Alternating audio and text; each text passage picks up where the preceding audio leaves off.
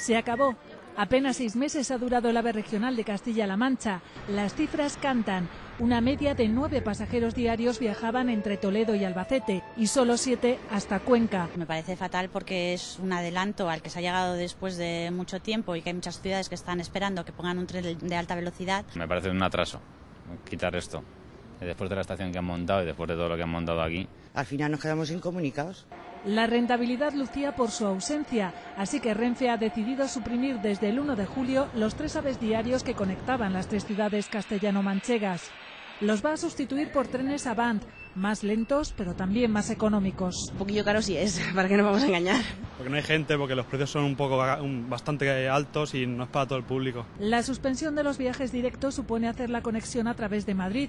Para agilizar estos transbordos, Renfe pondrá 2 frecuencias diarias más entre la capital y Toledo.